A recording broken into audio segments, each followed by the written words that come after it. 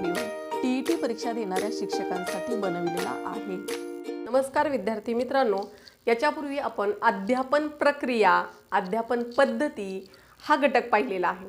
तर आता आपण जो सर्वात महत्त्वाचा आहे टीईटी परीक्षेमध्ये ज्या घटकावरती जास्तीत जास्त प्रश्न विचारण्यात आलेला आहे तो घटक अतिशय सोप्या पद्धतीने पाहणार आहोत। तर तो घटक आहे अध्यापनाची प्रतिमाने। आता अध्यापन पद्धती आपल्याला माहित आहेत कारण आपण त्या डीएड बीएडला शिकलेलो आहोत, पण प्रतिमानं हा घटक आला की घाबरतात।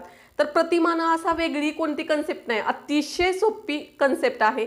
त्यात ती सोप्या पद्धतीने आपण आज समजावून घेऊयात, कारण टीईटी परीक्षेमध्ये या घटकावरती जास्तीत जास्त प्रश्न विचारण्यात आलेले आहेत।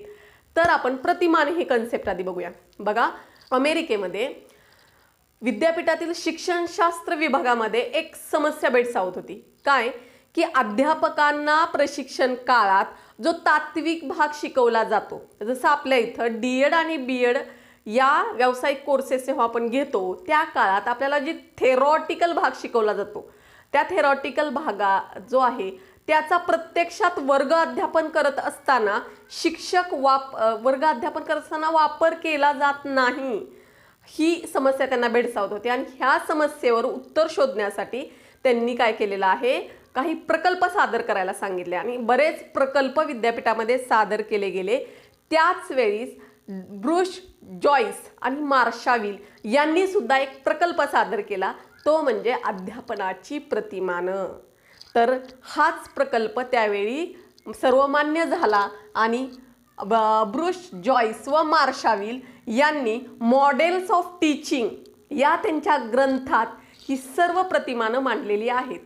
तर मग ब्रुश जॉइस व मार्शाविल यांनी काय सांगितलेलं आहे की शिक्षकाच्या किंवा अध्यापकाच्या प्रशिक्षण काळात त्यांना जो तात्विक भाग आहे त्या तात्विक भागाचा प्रत्यक्ष वर्ग अध्यापन करत असताना कशा पद्धतीने त्याचा उपयोग करावा याचं अर्थपूर्ण आणि पद्धतशीर मांडणी याच्यामध्ये मार्शाविल आणि ब्रुश जॉइस यांनी केलेली आहे।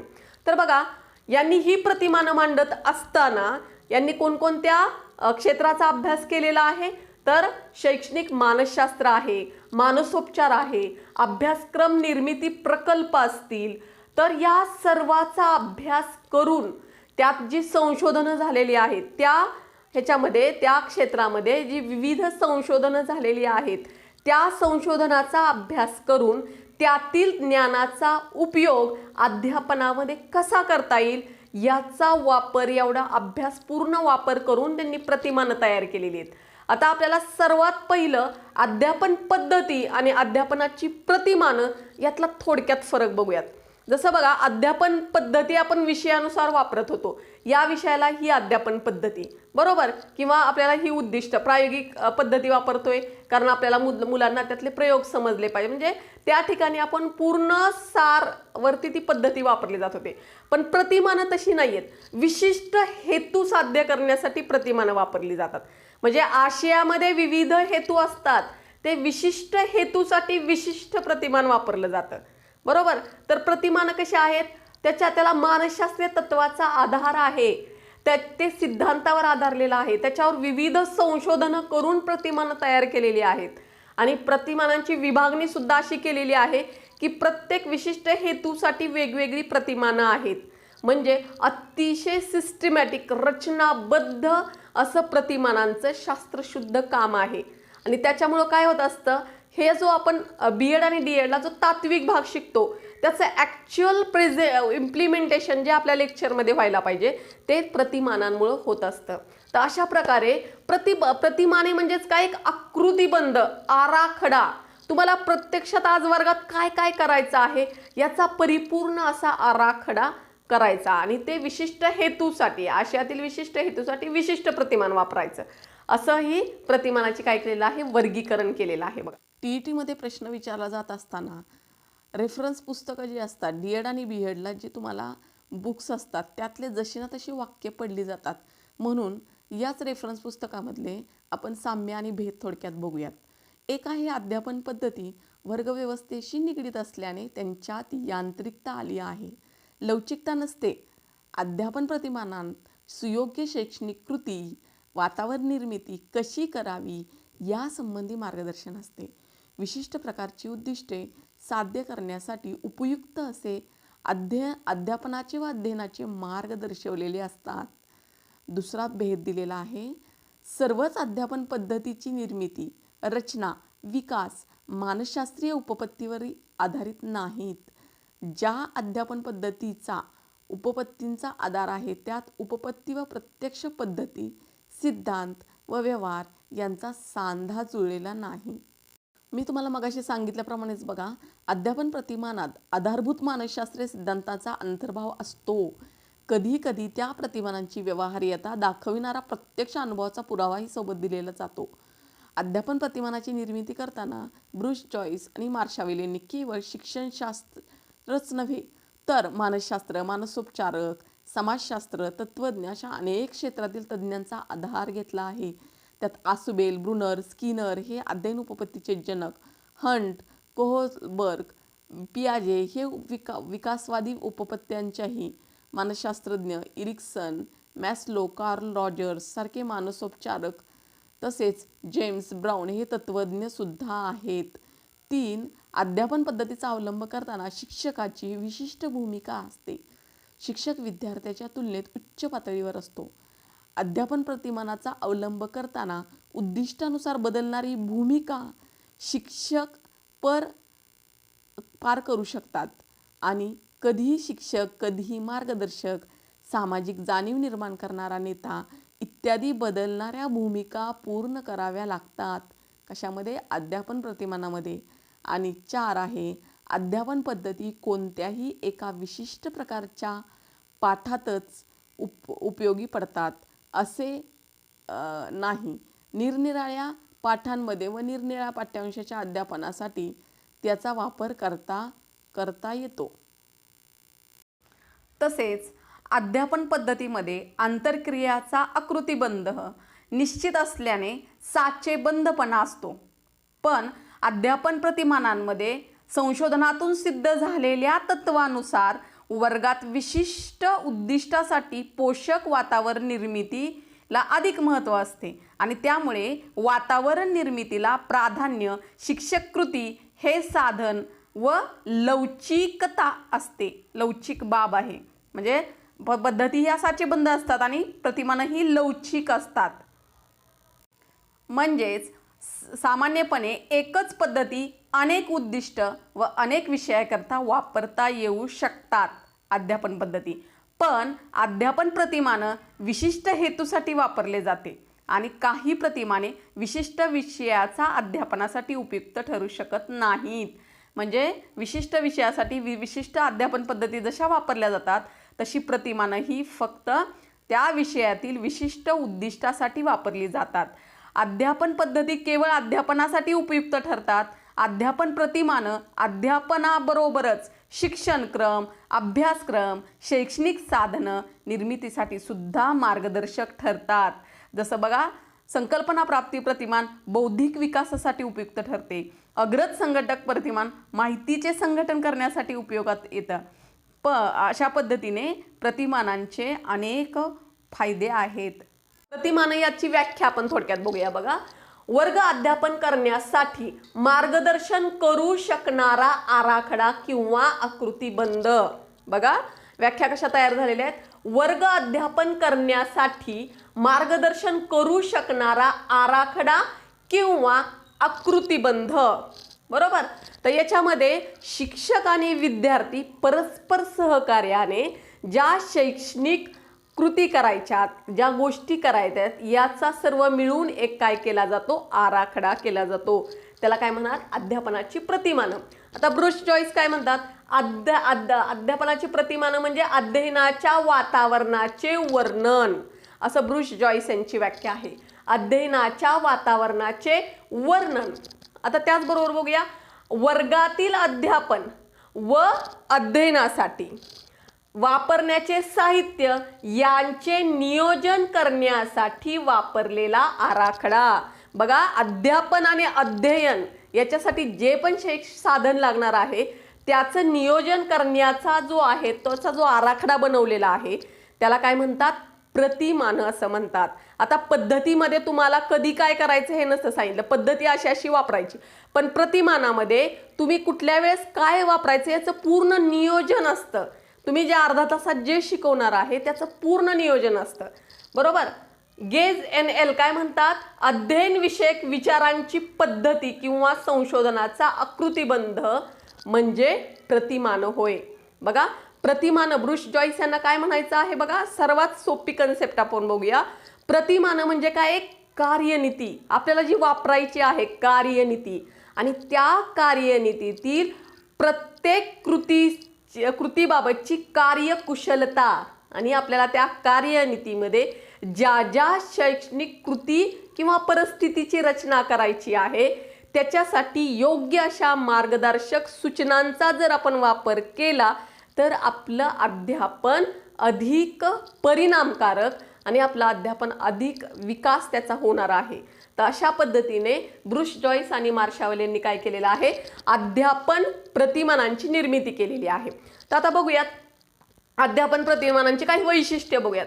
बघा, अध्यापन वातावरण कसे निर्माण करायचं याचं पूर्ण मार्गदर्शन आपल्याला प्रतिमानांमधून मिळत असतं, की वर्गामध्ये अध्यापन वातावरण आपण कसं निर्माण करू शकतो. त्याचबरोबर बघा, विशिष्ट हेतूसाठी पोषक अशी वातावरणाची निर्मिती केली जाते. विशिष्ट हेतू असतात, त्या विशिष्ट हेतूनुसार पोषक अशा वातावरणाची निर्मिती केली जाते प्रतिमानांमुळे. अधिक लवचिक आणि संशोधन आधारित आहेत प्रतिमानं. प्रत्येक प्रतिमानांवरती काय आहे, संशोधन झालेले आहेत आणि ती कशी आहे, लवचिक आहेत. तशा पद्धती लवचिक नाहीयेत, ठराविक साच्या पद्धती वापरायच्या, त्याच पद्धतीने शिकवायचं असतं अध्यापन पद्धती.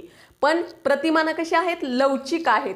त्याचबरोबर बघा, विशिष्ट हेतूसाठी विशिष्ट प्रतिमानं वापरायचे. आता तुम्ही बघाल की प्रतिमानांचे 4 भागात विभागणी केलेली आहे.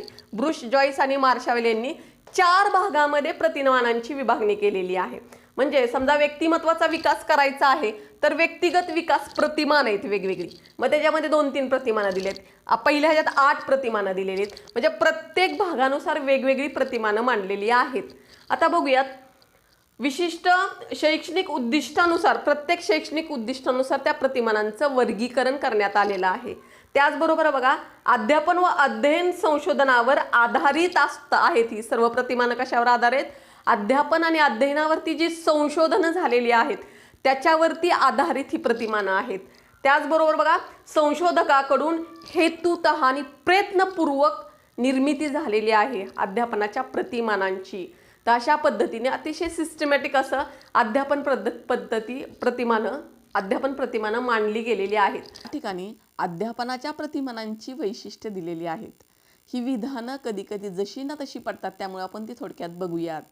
एक आहे, या प्रतिमानांना मानसशास्त्राची तात्विक बैठक आहे. 2, या प्रतिमानांमुळे विद्यार्थ्याला कोणत्याही एकाच साच्यातून बाहेर काढण्याचा प्रयत्न होत नाही. 3, विद्यार्थ्याला निरनिराळ्या परिसरात वावरण्याची संधी मिळते. 4, अभ्यासक्रम ठरवतानाही या प्रतिमानांचा उपयोग होऊ शकतो. 5, विद्यार्थ्याची कुवत, अभिरुची, विषयाचा आशय, विद्यार्थ्याचा परिसर आणि सर्वांचा विचार करून विविध प्रतिमानांचे मिश्रण करता येते. 6, व्यक्तिविकास साधण्यासाठी प्रतिमाने उपयुक्त ठरतात. अध्यापनाची प्रतिमाने हा अध्यापनासंबंधीचा शास्त्रीय, प्रगत व आधुनिक दृष्टिकोन मानला जातो. परंतु मार्शावेल आणि ब्रुश जॉईस हे अध्यापनाच्या प्रतिमानांना सर्व अध्ययन समस्यावरील रामबाण उपाय मानत नाहीत. 2013ला प्रश्न पडलेला होता बघा, अध्यापनाच्या प्रतिमानाचे जनक टिंबटिंब हे आहेत. पहिला पर्याय आहे हर्बर्ट थेलन व जॉन ड्यूई. दुसरा आहे फॅनी शेफेल व जॉर्ज शेफेल. तिसरा आहे मार्शावेल आणि ब्रुश जॉईस. आणि चौथा आहे जॉर्ज ब्राउन व विल्यम शू. तर बघा, याच्यामध्ये पर्याय क्रमांक 3 बरोबर आहे, मार्शावेल आणि ब्रुश जॉईस. 2014ला प्रश्न पडलेला आहे, अध्यापनाच्या प्रतिमानाच्या बाबतीत खालीलपैकी कोणते विधान असत्य आहे. प्रश्न आहे, प्रतिमानाबाबत असत्य विधान आपल्याला शोधायचे खाली दिलेल्या पर्यायापैकी. पर्याय क्रमांक 1, अध्यापन प्रतिमानामध्ये सुयोग्य शैक्षणिक कृती व वातावरण निर्मितीविषयी मार्गदर्शन असते. हे विधान सत्य आहे बघा. दुसरं बघा, अध्यापन प्रतिमानामध्ये आधारभूत मानसशास्त्रीय सिद्धांताचा अंतर्भाव असेलच असे नाही. हे विधान आपल्याला थोडंसं असत्य असं वाटत आहे. कारण काय आहे, त्याच्यामध्ये मानसशास्त्रीय सिद्धांताचा अंतर्भाव हा असतोच. अनेक संशोधनाचा मानसशास्त्रीय जे संशोधनं झालेली आहेत त्या सर्वाचा यामध्ये अध्यापन प्रतिमान तयार करताना विचार केलेला गेलेला आहे. त्यामुळे हे विधान असत्य आहे बघा. तिसरा पर्याय आपण बघूया, अध्यापन प्रतिमानाचा वापर करताना शिक्षकाची भूमिका ताठर नसते. हे विधान सत्य आहे बघा.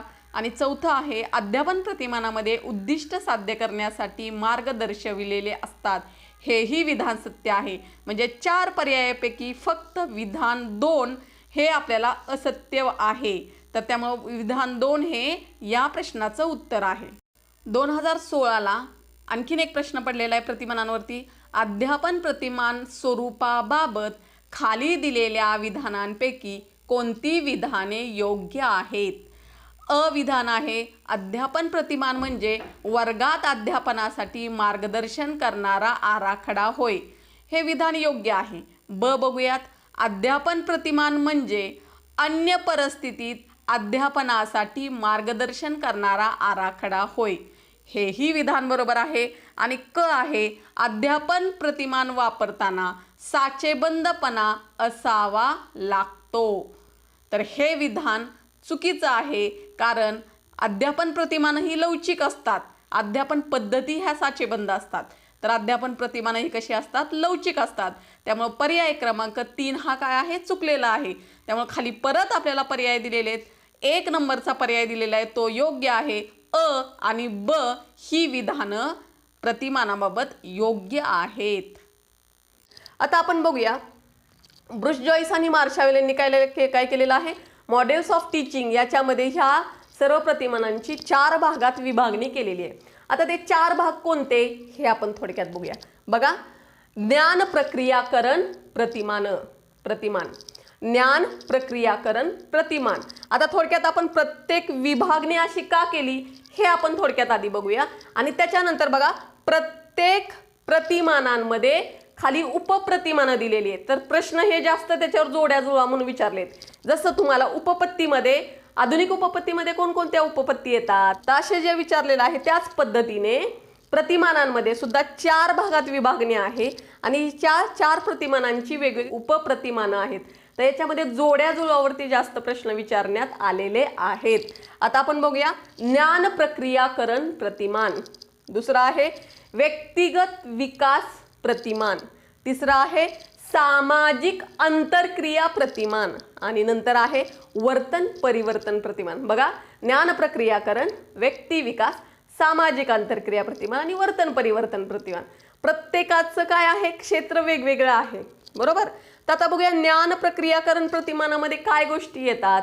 बघा, माहिती ग्रहण करण्यास व ज्ञानावर मानसिक प्रक्रिया करण्यास ही प्रतिमानं उपयुक्त आहेत. माहिती ग्रहण करणं, ज्ञान म्हणजेच काय? ज्ञान प्रक्रिया करत, ज्ञानावरती प्रक्रिया करण्याची जी गोष्ट आहे ती ह्या प्रतिमानांमध्ये, म्हणजे जी माहिती ग्रहण करणार आहे तुम्ही, ग्रहण कशी करायची आणि ज्ञानावर मानसिक प्रक्रिया कशी करायची ह्याच्यावर आधारित यातली उपप्रतिमानं आहेत. जवळजवळ 8 उपप्रतिमानांचा समावेश या ज्ञान प्रक्रियाकरण प्रतिमानामध्ये होतो. आणखीन एक महत्त्वाचं म्हणजे ही जी प्रतिमानं आहेत त्यांना कुल असं सुद्धा म्हणतात. कुल जवळजवळ साधारण 25 प्रतिमानांच्या उद्दिष्टानुसार 4 गटामध्ये या ठिकाणी वर्गीकरण केलेलं आहे. त्यामुळं याला कुल असं सुद्धा संबोधलं जातं. ज्ञान प्रक्रियाकरण प्रतिमानाच्या बाबतीत बघा, या गटातील प्रतिमानांचा मुख्य उद्देश काय असतो? विद्यार्थ्यांनी विचार कसा करावा हे शिकवणं, बरोबर. मग त्याच्या काही पायऱ्या आहेत. या ज्ञान प्रक्रियाकरण प्रतिमानाच्या पायऱ्या सुद्धा महत्त्वाच्या आहेत, त्या तुम्ही लक्षात ठेवणं गरजेचं आहे. काय आहे? वैज्ञानिक विचार प्रक्रियेची माहिती गोळा करणे, पहिली पायरी. दुसरं आहे माहितीचं संघटन करणे. तिसरं आहे समस्येच्या संदर्भात माहितीचा अन्वयार्थ लावणे. आणि चौथी पायरी आहे सामान्यीकरण करणे. या 4 पायऱ्यांवर या प्रतिमानांमध्ये भर दिलेला असतो. त्यामुळे या गटातील काही प्रतिमानं काय आहेत, विद्यार्थ्याला संबोध कसे तयार करायचे, कसे निवडायचे, निवडलेले संबोध कसे सिद्ध करायचे याबाबत मार्गदर्शन करतात. तर काही प्रतिमानं माहितीचे विश्लेषण करणे, विचार प्रक्रिया विकसित करणे यासाठी मदत करतात. तर काही विद्यार्थ्यांमधील सर्जनशीलता विकसित करण्यास उपयुक्त ठरतात. विद्यार्थ्यांची बौद्धिक क्षमता वाढवणे, त्याचप्रमाणे त्यांच्या स्वतःच्या वैयक्तिक व सामाजिक समस्या सोडविण्यासाठी मदत करणे यासाठी सुद्धा ज्ञान प्रक्रियाकरण प्रतिमानांचा उपयोग होतो. या कुलातील प्रतिमानं विद्यार्थ्यांच्या माहिती प्रक्रियाकरण व माहितीवर प्रभुत्व मिळवण्याच्या क्षमतेचा विकास करण्यावर भर देतात. म्हणजे महत्त्वाचं म्हणजे शालेय जे अभ्यासक्रम विद्यार्थी करत असतात तिथं ही प्रत्येक विषयाशी रिलेटेड ही प्रतिमानं आहेत. शाळेचा अभ्यास ह्या सर्व प्रतिमानांद्वारे केला जाऊ शकतो. जसं बघा, माहिती प्रक्रियाकरणात विविध बौद्धिक क्षमतांचा समावेश होतो, बरोबर. तर कोणकोणत्या बौद्धिक क्षमता असतात? उदाहरणार्थ समस्येची जाणीव होणं, संकल्पना निर्मिती आहे, समस्या सोडविणे आहे, शाब्दिक अशाब्दिक चिन्हांचा वापर करणे इत्यादी. या सर्व कुलातील काही प्रतिमानं सर्वसामान्य बौद्धिक विकासासाठी आहेत. तर काही प्रतिमानातून एखादी विशिष्ट क्षमता विकसित होण्यावर भर दिला जातो. आणि या कुलातील पुष्कळशी प्रतिमानं कशी आहेत? शालेय विद्याशाखेतील माहिती व संकल्पनावरही भर देतात. या कुलामध्ये 7 प्रतिमानांचा समावेश होतो. रेफरन्स पुस्तकामधले काही मुद्दे आपण बघूया. ज्ञान प्रक्रियाकरण प्रतिमानाचे प्रमुख उद्दिष्ट ज्ञानात्मक, वैचारिक, बौद्धिक अंगाचा विकास घडवून आणणे हे असते. आणि या ज्ञान प्रक्रियाकरणात खालील गोष्टींचा समावेश होतो. प्राप्त परिस्थिती किंवा साधनांच्या माध्यमातून माहिती किंवा ज्ञानकण गोळा करण्याचे व संग्रहित करण्याचे कौशल्य निर्माण करणे. प्राप्त माहितीचे ज्ञानाचे विश्लेषण व वर्गीकरण करून त्यात संकल्पना विकसित करण्याची क्षमता विकसित करणे. समस्याचा शोध घेऊन त्याचे निराकरण करण्याची क्षमता विकसित करणे. उद्गामी अवगामी विचार प्रक्रियेची क्षमता विकसित करणे. अशा प्रकारे या गटातील बहुतेक प्रतिमाने ही शालेय विषयाशी निगडीत असतात. ही विधानं, ज्ञान प्रक्रियाकरण प्रतिमानातली विधानं व्यवस्थित लक्षात ठेवायची, जेणेकरून याच्यावरतीच प्रश्न विचारले जाऊ शकतात. आता आपण बघूयात ज्ञान प्रक्रियाकरण प्रतिमानांमध्ये कोणकोणती उपप्रतिमानं येतात. सर्वात पहिलं उपप्रतिमान आहे ते म्हणजे उद्गमन विचार प्रतिमान. हे प्रतिमान कोणत्या उपपत्तीवर आधारित आहे व कोणाच्या? तर हिल्डा डाबा या मानसशास्त्रज्ञांच्या उपपत्तीवर आधारित असलेले हे प्रतिमान आहे. या प्रतिमानाचा प्रमुख उद्देश काय आहे? तर उद्गामी विचार प्रक्रियेला चालना देणं. बघा, या ठिकाणी जोड्या जुळवणं म्हणजे प्रतिमान कोणतं आहे आणि कोणाच्या उपपत्तीवरती आधारित आहे असे प्रश्न विचारलेले आहेत. त्यामुळं जसं तुम्ही उपपत्त्यांमध्ये लक्षात ठेवलेलं आहे तसंच या ठिकाणी कोणतं प्रतिमान कोणाच्या उपपत्तीवर आधारित आहे हे लक्षात ठेवणं खूप गरजेचं आहे. तर दुसरं प्रतिमान आपण बघूया, पृच्छा प्रशिक्षण प्रतिमान. हे कोणत्या उपपत्तीवर आधारित आहे आणि कोणाच्या? तर रिचर्ड सचमन यांच्या उपपत्तीवरती आधारित आहे. आता पृच्छा प्रशिक्षण प्रतिमान म्हणजे काय, त्यामध्ये काय कन्सेप्ट आहे हे आपण बघूयात. या ठिकाणी बघा, कोणतं प्रतिमान आणि कोणाच्या उपपत्तीवर आधारित आहे ही गोष्ट लक्षात राहणं खूप गरजेचं आहे. जसं उपपत्तींमध्ये आपण जोड्या जुळांवरती जास्त प्रश्न विचारले गेले आहेत, तसेच प्रश्न या ठिकाणी कोणाचं प्रतिमान आणि कोणाच्या उपपत्तीवर आधारित आहे असे प्रश्न विचारलेले आहेत. त्यामुळे हा चार्ट तुमच्या लक्षात राहणं गरजेचं आहे. आता दुसरं प्रतिमान आपण बघूया, पृच्छा प्रशिक्षण प्रतिमान. हे रिचर्ड सचमन यांच्या उपपत्तीवरती आधारित आहे. बघा, अपरिचित घटना अथवा प्रसंग याचं स्पष्टीकरण व सूक्ष्म चौकशी करण्यासाठी रिचर्ड सचमन यांनी या प्रतिमानाचा विकास केलेला आहे. विद्यार्थी काय करत असतात? नवनवीन गोष्टी जाणून घेण्यास नेहमी उत्सुक असतात आणि त्यांच्या या जिज्ञेसाचा उपयोग या प्रतिमानाने करून घ्यायचा असतो. विद्यार्थ्यांना स्वतंत्रपणे विचार करण्याची सवय लागावी, तसेच त्यांनी नवनवीन ज्ञान प्राप्त करावे यासाठी त्यांच्या पृच्छा करण्याच्या म्हणजेच चौकशी करण्याच्या क्षमतेचा विकास करणे. चौकशी, मुलं सतत प्रश्न विचारत असतात बघा, आणि त्यांच्या या प्रश्न विचारण्याच्या किंवा चौकशी करण्याच्या क्षमतेचा विकास करणे हे पृच्छा प्रशिक्षण प्रतिमानाचं काय आहे, मुख्य उद्दिष्ट आहे.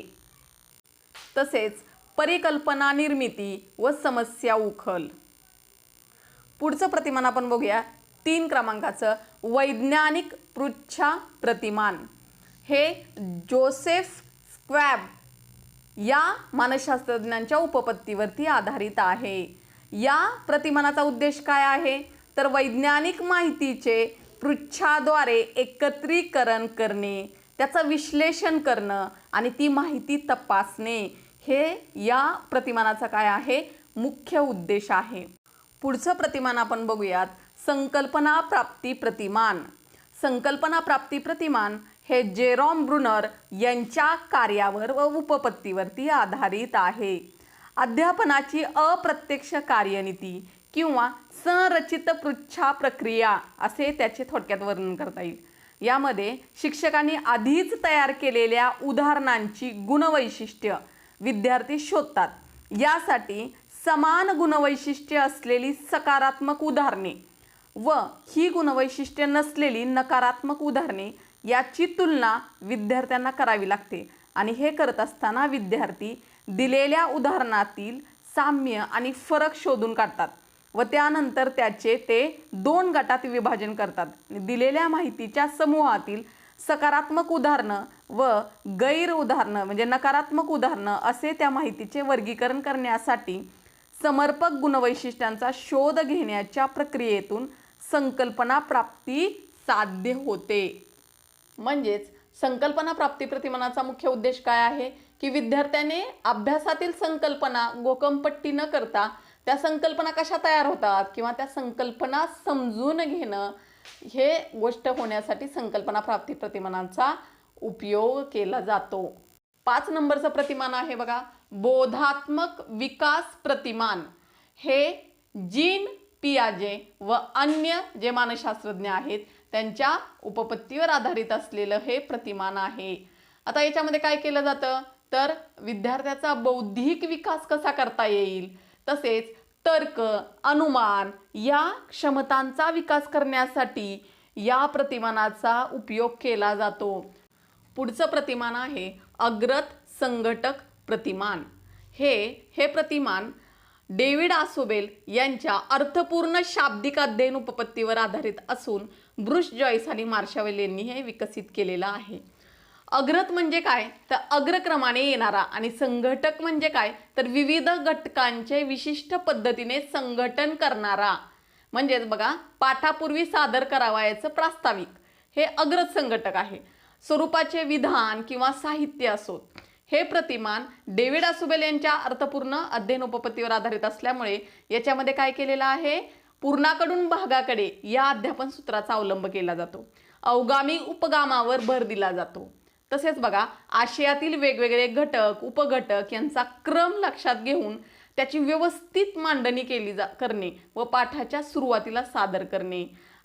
अध्ययन करावयाचा आशय आणि अध्ययनार्थीची बोधात्मक संरचना यातील दुवा साधण्याचा प्रयत्न या प्रतिमानांद्वारे केला जातो. अग्रत संघटकामुळे विद्यार्थ्यांची बोधात्मक संरचना दृढ होते. बघा या प्रतिमानास व्याख्यान अध्यापन प्रतिमान असं सुद्धा संबोधलं जातं.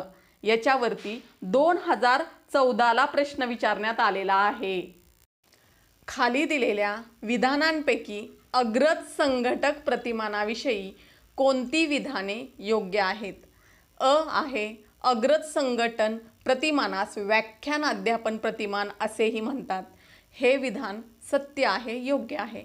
पुढे बघूयात ब विधान काय आहे, एखाद्या मुद्द्याचे विवेचन करून तो स्पष्ट केला जातो. हे विधान बरोबर आहे. पुढचा पर्याय आहे क अग्रत संघटक सादर केल्यानंतर हेतू स्पष्ट केला जातो. तर हे विधान सत्य आहे. अग्रत संघटकच म्हणजे काय आहे, आपलं सर्व घटक उपघटक यांचं व्यवस्थित मांडणी करून सादरीकरण आहे. त्यामुळे अग्रत संघटक हेच प्रास्ताविक असतं.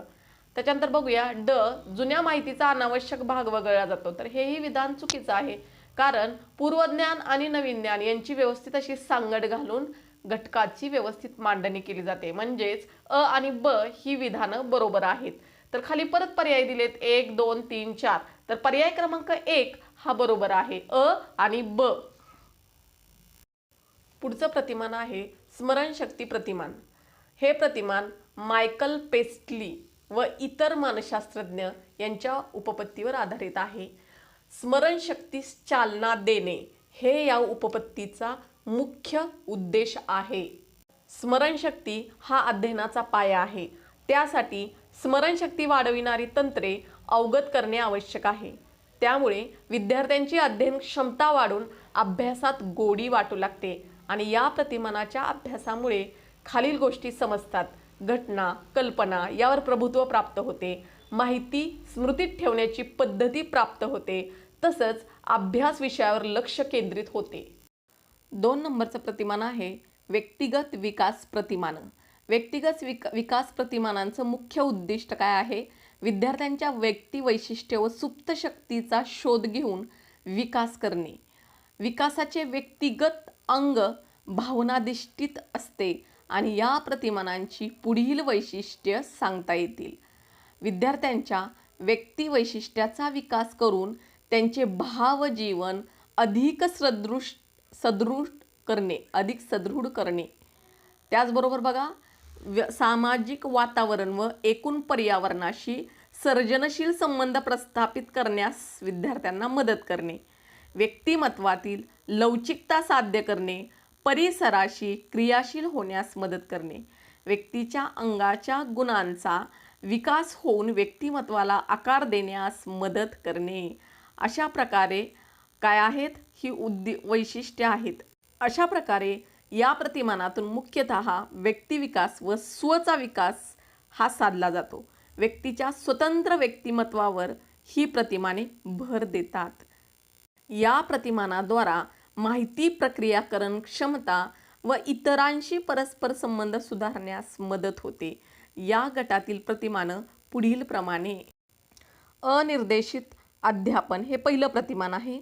कार्ल रॉजर्स या यांच्या उपपत्तीवर आधारित हे प्रतिमान आहे. प्रमुख उद्दिष्ट काय या प्रतिमानाचं? तर आत्मजाणीव, स्वायत्तेतून व्यक्तिविकास करणे हे सर्वात महत्त्वाचं असं हे प्रतिमान आहे. 2 नंबरचं प्रतिमान आपण बघूया. जाणीव जागृती, आत्मजागृती, जाणीव. पर्ल व विल्यम शू, जॉर्ज ब्राउन यांच्या उपपत्तीवर आधारित हे प्रतिमान आहे. आत्मशोध, पर्यावरण समायोजन साधने हे या प्रतिमानाची प्रमुख उद्दिष्ट आहेत. 3 नंबरचं प्रतिमान आहे बघा, संयुक्त असंयुक्तता सर्जनात्मक प्रतिमान. विल्यम गार्डन यांच्या उपपत्तीवर आधारित हे प्रतिमान आहे आणि विद्यार्थ्यांच्या सर्जनशीलतेचा विकास करण्यासाठी हे प्रतिमान अतिशय उपयुक्त असं प्रतिमान आहे. आता 4 नंबरचं प्रतिमान आपण बघूया. संकल्पनात्मक प्रणाली. संकल्पनात्मक प्रणाली डेव्हिड हंट यांच्या उपपत्तीवर आधारित हे प्रतिमान आहे आणि या प्रतिमानाची प्रमुख उद्दिष्ट काय आहेत? व्यक्तिगत विकास व लवचिकता निर्माण करणे. आता त्याच्यानंतरचं पुढचं प्रतिमान आहे ते म्हणजे वर्गसभा. वर्गसभा हे विल्यम ग्लेसर यांच्या उपपत्तीवर आधारित प्रतिमान आहे आणि या प्रतिमानाची प्रमुख उद्दिष्ट आहेत समूह घटक म्हणून जबाबदारी व कर्तव्याची जाणीव करून देणे. अशा पद्धतीने व्यक्तिगत विकास प्रतिमानं ही सर्वतोपरी विद्यार्थ्याचा व्यक्तिमत्व विकास कसा करता येईल यासाठी कार्यरत आहेत. तिसरा कुल आणि तिसरा प्रतिमानांचा प्रकार आहे सामाजिक आंतरक्रिया प्रतिमान. शिक्षणाच्या अनेक उद्दिष्टांपैकी एक महत्त्वाचं उद्दिष्ट ते म्हणजे विद्यार्थ्यांचा सामाजिक अंगाचा विकास करणे, नागरिकत्वाचा विकास करणे हे मानले जाते. विद्यार्थ्याचं शालेय समाजातील इतर व्यक्तींशी योग्य प्रकारचे संबंध प्रस्थापित करून त्यांच्यात सामाजिक जाणीव, सामाजिक जबाबदारी व लोकशाही मूल्यांचे बीजारोपण करण्याची जबाबदारी शिक्षणावर पडली आहे. सामाजिक आंतरक्रिया प्रतिमाने ही उद्दिष्ट साध्य करण्याचा प्रयत्न करतात. समाजातील विविध अनिष्ट प्रश्नांचे निरीक्षण करणे, त्यासंबंधी चर्चा करणे, अनिष्ट प्रथांच्या बळी झालेल्या व्यक्तींच्या मुलाखती घेणे इत्यादी गोष्टींचा विचार या प्रतिमानांमध्ये केला जातो. अशा प्रकारे सामाजिक अंतर्क्रिया प्रतिमाने या प्रतिमानांद्वारे व्यक्ती व समाजातील इतर व्यक्ती यांच्याशी परस्पर संबंधावर भर दिला जातो. व्यक्तीला लोकशाही प्रक्रियेत सहभागी करून उत्पादकतेने कार्य करण्यासाठी तयार केले जाते. व्यक्तीच्या सामाजिक जाणीवेचा विकास करणे हे मुख्य उद्दिष्ट आहे. या गटातील प्रतिमानं पुढील सामाजिक पृच्छा हे पहिलं प्रतिमान आहे सामाजिक अंतर्क्रिया प्रतिमानामधलं. तर बघा, हे प्रतिमान जे आहे ते वायरमन अँड मर्सिल्स व अन्य अशा मानसशास्त्रज्ञांच्या उपपत्तीवरती आधारित आहे. आता सामाजिक पृच्छा या प्रतिमानाचं प्रमुख उद्दिष्ट काय आहे? सामाजिक समस्यांचे तर्कसंगत निराकरण करण्याची विद्यार्थ्यांना सवय लावणे हे प्रमुख उद्दिष्ट आहे. 2 नंबरचं बघा, समूह अन्वेषण. हर्बर्ट थेलेन जॉन डुई यांच्या उपपत्तीवर आधारित हे समूह अन्वेषण प्रतिमान आहे. या प्रतिमानाचा प्रमुख उद्देश काय आहे? लोकशाही सामाजिक प्रक्रियेत सहभागी करणं होण्याच्या दृष्टीने कौशल्याचा विकास करणं. लोकशाही असलेल्या सामाजिक प्रक्रियेमध्ये सहभागी होण्याच्या दृष्टीने विद्यार्थ्यांमध्ये विविध कौशल्यांचा विकास करणे हे महत्त्वाचं प्रमुख उद्दिष्ट समूह अन्वेषण या प्रतिमानाचं आहे. 3 नंबरचं प्रतिमान आहे न्यायतत्वशास्त्रीय अन्वेषण प्रतिमान. हे प्रतिमान डोनाल्ड ऑलिव्हर व जेम्स शेवर यांच्या उपपत्तीवरती आधारित आहे. समस्यांची न्यायतत्वशास्त्रानुसार विचार व उकल शोधणे हे या प्रतिमानाचा प्रमुख उद्देश आहे. त्याचबरोबर बघा, पुढचं प्रतिमान आहे 4 नंबरचं प्रयोगशाळा पद्धती. बेथेल माईन यांच्या उपपत्तीवर आधारित हे प्रतिमान आहे. व्यक्तीतील संबंध विकसित करणे, व्यक्तिगत जाणीव करून देणे हे या प्रतिमानाचा प्रमुख उद्देश आहे. पुढचं प्रतिमान आहे 5 नंबरचं भूमिका पालन प्रतिमान. फॅनी शेफेल आणि जॉर्ज शेफेल यांच्या उपपत्तीवरती आधारित हे प्रतिमान आहे. या प्रतिमानाचा मुख्य उद्देश आहे स्वतःचे वर्तन व मूल्य यांच्या साहाय्याने वैयक्तिक व सामाजिक मूल्यांचा शोध घेणे. बघा, प्रत्येक प्रतिमानाचा उद्देश समजावून घेणं. भूमिका पालन म्हणजेच काय? स्वतःचं वर्तन. कोणत्या भूमिका? आईची भूमिका, शिक्षकाची भूमिका, बहिणीची भूमिका, अशा विविध भूमिकामध्ये स्वतःचं वर्तन आणि मूल्य यांच्या साहाय्याने काय करायचं? वैयक्तिक व सामाजिक मूल्यांचा शोध घ्यायचा आहे. आता सर्वात शेवटचं प्रतिमान आहे ते म्हणजे सामाजिक अभिरूपता. गुल्झेकॉव व बुकॉक यांच्या उपपत्तीवर आधारित हे प्रतिमान आहे. या प्रतिमानाचा प्रमुख उद्देश आहे निर्णय क्षमता वाढविणे, सामाजिक सहभागातील स्वतःच्या प्रतिक्रिया देणे हे या प्रतिमानाचा प्रमुख उद्देश आहे. अशा पद्धतीने सामाजिक अंतर्क्रिया प्रतिमानातील 6 प्रतिमाने आपण थोडक्यात पाहिली. 2018ला प्रश्न पडलेला आहे बघा, खालीलपैकी कोणत्या प्रतिमानांमध्ये आपल्या आजूबाजूच्या अनिष्ट प्रश्नांचे निरीक्षण करणे, त्यासंबंधी चर्चा करणे, अनिष्ट प्रथांचे बळी झालेल्या व्यक्तींच्या मुलाखती घेणे इत्यादी गोष्टींचा विचार केला जातो? पर्याय आहेत: 1. व्यक्तिगत विकास प्रतिमान, 2. सामाजिक अंतर्क्रिया प्रतिमान, 3. ज्ञान प्रक्रियाकरण प्रतिमान आणि 4. वर्तन परिवर्तन प्रतिमान. तर यातील पर्याय क्रमांक 2 सामाजिक अंतर्क्रिया प्रतिमान हा आहे.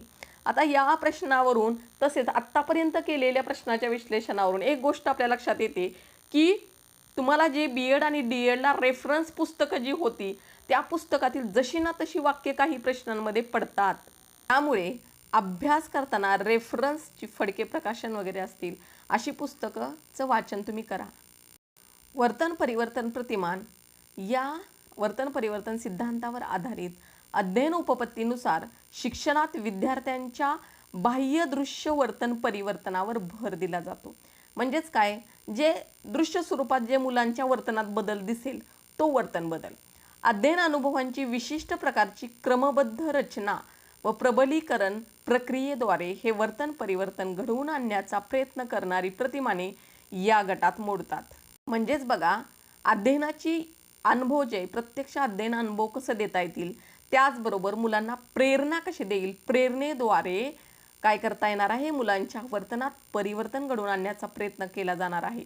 उदाहरणार्थ, या कुलामध्ये कुठकुठली संयमाने वागणे कसं, तणाव असलेल्या परिस्थितीतही समतोल राखता येणं, आवश्यक तेथे पुढाकार घेऊन कामं करणं इत्यादी काही उपप्रतिमानं या कुलात आहेत. या प्रतिमानांमुळे विद्यार्थ्यांच्या भावनिक विकासाला मदत होतेच, पण सामाजिक जीवनातही बदल होतो.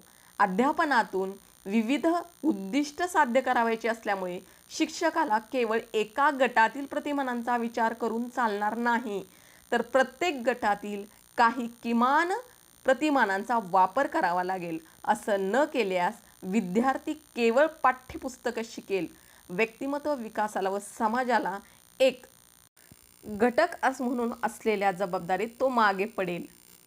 अशा प्रकारे ही सर्व प्रतिमाने वर्तनवादी उपपत्तीच्या आधारे तयार केली आहेत. या प्रतिमानांचा प्रमुख उद्देश विद्यार्थ्यांच्या बाह्य वर्तनात योग्य बदल घडवून आणणे हा आहे.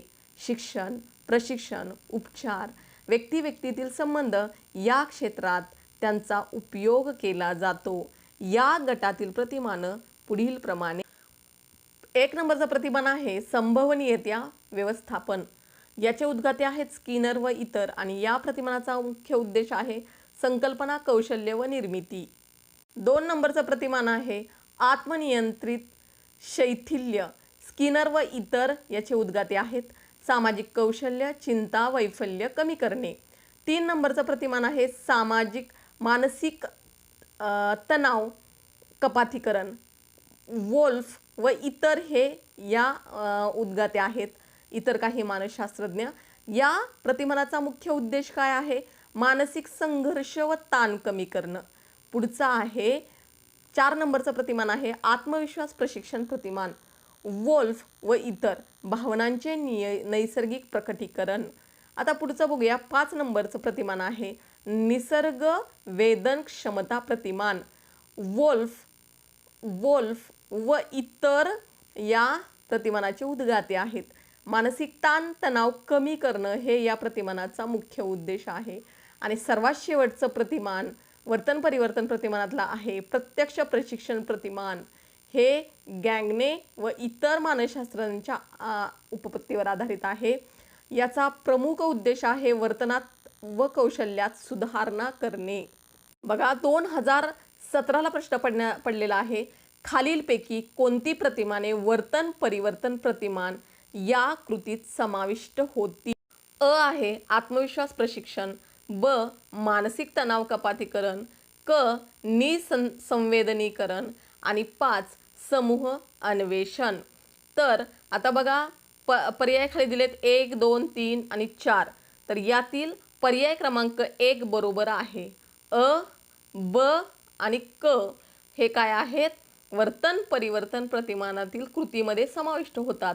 तर समूह अन्वेषण हे सामाजिक आंतरक्रिया प्रतिमानामधला प्रतिमान आहे. पुढचा प्रश्न आहे बघा, खालीलपैकी कोणत्या प्रतिमानांमुळे विद्यार्थ्यांच्या भावनिक विकासाला मदत होऊन विद्यार्थी संयमाने वागतात, तणाव असलेल्या परिस्थितीशी समतोल राखतात व आवश्यक तेथे पुढाकार घेऊन मदत करतात. 1 आहे व्यक्तिगत विकास प्रतिमान, 2 आहे वर्तन परिवर्तन प्रतिमान, 3 आहे ज्ञान प्रक्रियाकरण प्रतिमान आणि 4 आहे सामाजिक आंतरक्रिया प्रतिमान. तर यातील पर्याय क्रमांक 2 हा बरोबर आहे, वर्तन परिवर्तन प्रतिमान.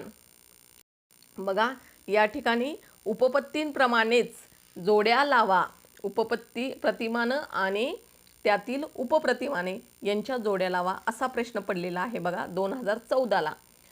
खाली दिलेल्या अध्यापन प्रतिमानांची कुले व त्या अंतर्गत येणारी अध्यापन प्रतिमाने यांच्या योग्य जोड्या लावा. अ गट आहे ज्ञान प्रक्रियाकरण प्रतिमाने, ब व्यक्तिगत विकास प्रतिमाने, क सामाजिक आंतरक्रिया प्रतिमाने आणि ड वर्तन परिवर्तन प्रतिमाने. आता ब गटामध्ये काय दिलेलं आहे, य आहे ते न्यायतत्वशास्त्रीय शोध प्रतिमान, र आहे निसंवेदन क्षमता प्रतिमान, ल आहे सर्जनात्मक प्रतिमान आणि ड आहे जीवशास्त्रीय पृच्छा प्रतिमान. मगाशी सांगितल्याप्रमाणे प्रतिमानं आणि त्यातील उपप्रतिमाने हा चार्ट सर्वांनी पाठ करून ठेवायचा. त्यामुळे या प्रश्नाचं उत्तर पर्याय क्रमांक 1 आहे. अ व ब ल क य आणि ड र. हा प्रश्न 2018ला पडलेला आहे. अध्यापन प्रतिमाने व त्यांचे उद्गाता याच्या योग्य जोड्यांचा पर्याय कोणता? प्रतिमान आणि इकडे उद्गाता दिलेला आहे. आता प्रतिमानामध्ये बघा, स्मरणशक्ती प्रतिमान, 2 सर्जनात्मक प्रतिमान, 3 सामाजिक पृच्छा प्रतिमान आणि 4 प्रत्यक्ष प्रशिक्षण प्रतिमान. आता उद्गातामध्ये कोण कोण आहे बघा. अ आहे विल्यम गार्डन, ब वायरन, 3 गॅंगने आणि 5 मेरी ल्युकस. तर आता आपण बघूया खाली 1 2 3 4 असे पर्याय दिलेले आहेत. तर यामध्ये पर्याय क्रमांक 3 बरोबर उत्तर आहे.